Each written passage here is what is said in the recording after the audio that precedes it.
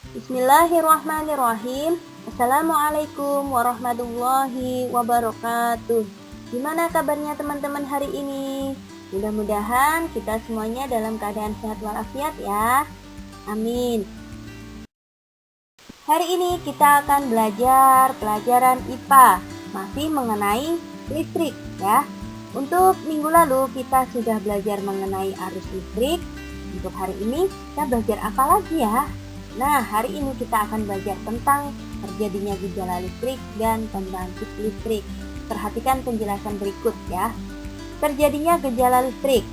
Arus listrik dapat mengalir pada sebuah rangkaian tertutup. Rangkaian tertutup adalah rangkaian yang tidak memiliki ujung-ujung rangkaian. Coba kalian perhatikan gambar di bawah ini.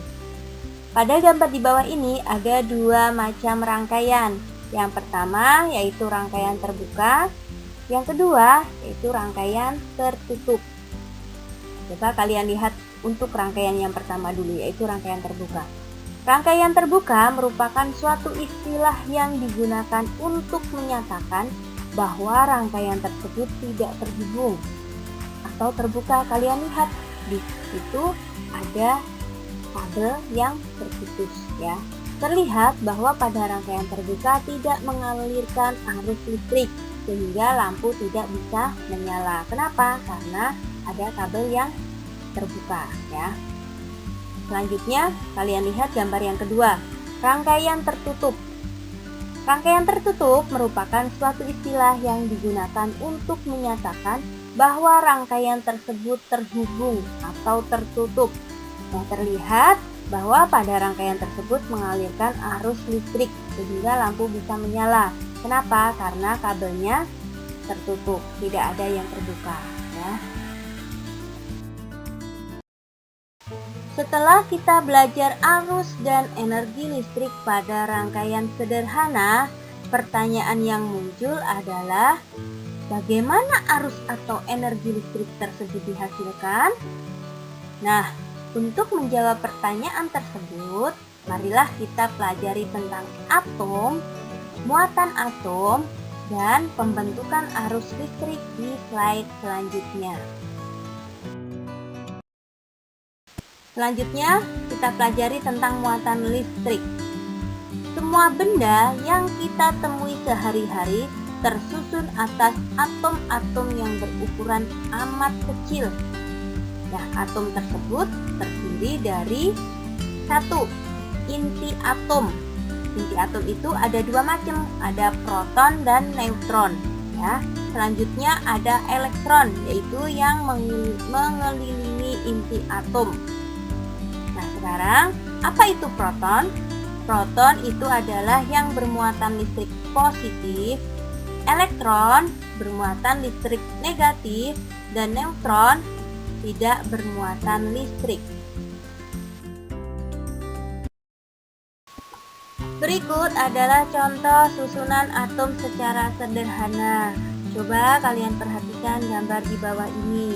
Sebelum dijelaskan, ada tiga macam muatan listrik ya tadi. Yang pertama yaitu proton. Proton itu listrik positif. Selanjutnya elektron yaitu listrik negatif. Selanjutnya lagi ada neutron, yaitu tidak bermuatan listrik. Pada gambar bagian A, semula benda bermuatan netral, artinya jumlah proton dan elektron seimbang. Ya, coba kalian lihat proton dan elektronnya seimbang ya, sama jumlahnya. Selanjutnya gambar bagian B kalian lihat, namun adanya perpindahan elektron pada suatu benda mengakibatkan benda menjadi bermuatan positif atau negatif.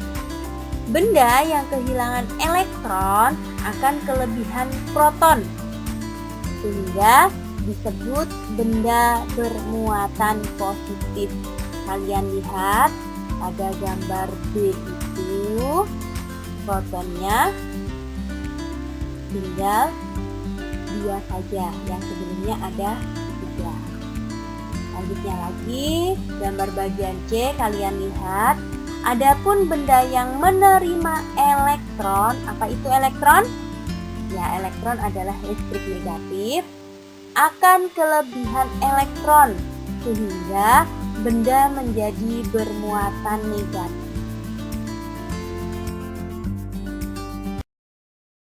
Selanjutnya, pembentukan arus listrik. Arus listrik terjadi karena adanya perpindahan muatan-muatan listrik. Menurut teori elektron, muatan listrik yang berpindah adalah elektron. Elektron berpindah dari daerah yang kelebihan muatan listrik menuju daerah yang muatan listriknya lebih sedikit. Daerah yang kelebihan elektron disebut kutub negatif, sedangkan daerah yang kekurangan elektron disebut kutub positif.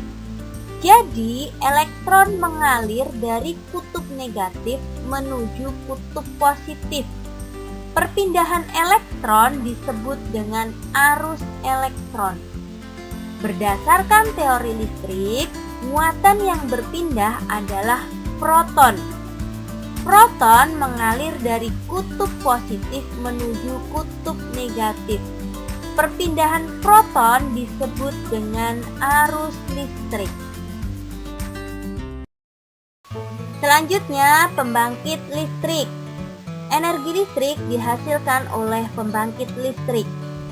Pembangkit listrik adalah peralatan yang berfungsi untuk membangkitkan energi listrik dengan cara mengubah energi potensial menjadi energi gerak, selanjutnya menjadi energi listrik. Energi listrik diperoleh dari macam-macam sumber energi. Misalnya di bawah ini ada dari bahan bakar minyak, gelombang laut, angin, batu bara, panas bumi, dan yang terakhir adalah mikrohidro.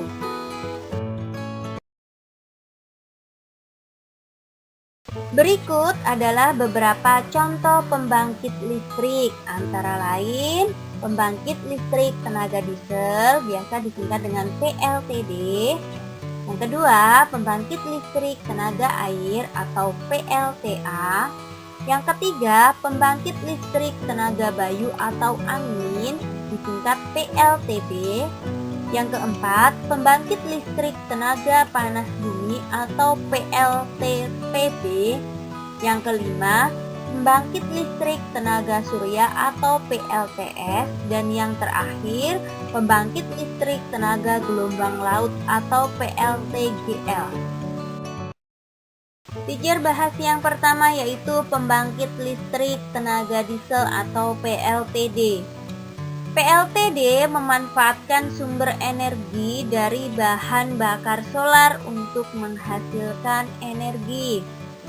PLTD biasanya digunakan di desa-desa atau daerah-daerah terpencil. Kira-kira di mana saja ya itu? Coba kalian browsing di internet ya. Nah, di bawah ini contoh pembangkit listrik tenaga diesel.